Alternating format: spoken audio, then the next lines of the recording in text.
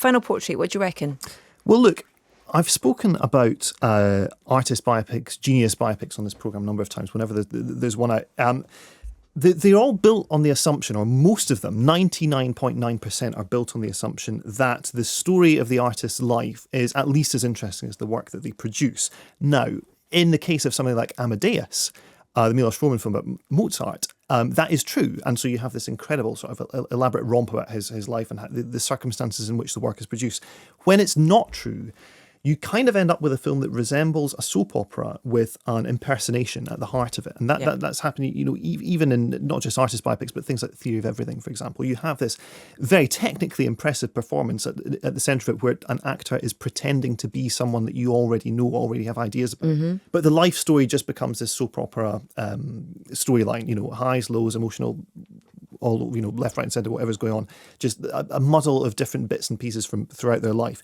That is categorically not the kind of film that Final Portrait is. It is a film about the artistic process, and it's a film about how an artist relates to their subject and how that strange relationship can generate something that is beautiful and worthwhile. And what I love about it is that it starts out by tricking you into thinking it's going to be a conventional artist biopic, because you have Armie Hammer sweeping through the streets of Paris, bustling, people carrying flowers around, croissants on trays, accordion music, and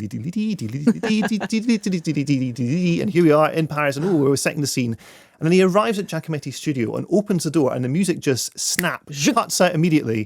Giacometti is shuffling around in this kind of weird grey boxy dungeon. Dusty room. Coughing and spluttering, fiddling with, this sculpture that's not finished here, this sculpture that's not finished here, looking at a little bust of something that he's made with his hand, not very pleased about it, throws it on the pile, fiddles about with this, and all these strange characters milling around him. And instantly, you're kind of brought into this very confined, very tight world of where, very, very circumscribed area where this film is going to play out. Now, when I saw this, I kind of thought the production designer on the film is James Merrifield, and I saw this incredible studio environment that he's built up, which most of the film does take place in.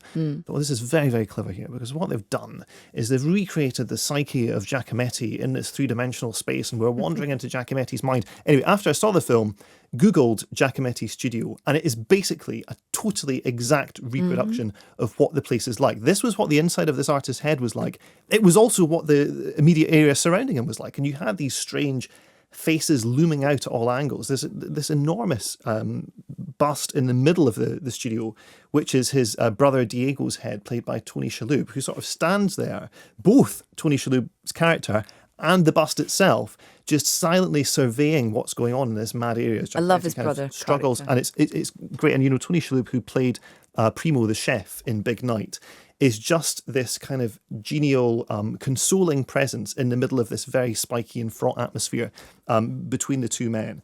So, and the film is really interested in that ecosystem. Who were the influences on Giacometti? How did he create this environment where he could produce this art? You have Sylvie Testud as his wife, Clémence Poésy as Caroline, who was this young woman he was cruising with, who became his muse, and Tony Shalhoub, of course, who's hanging around there as well.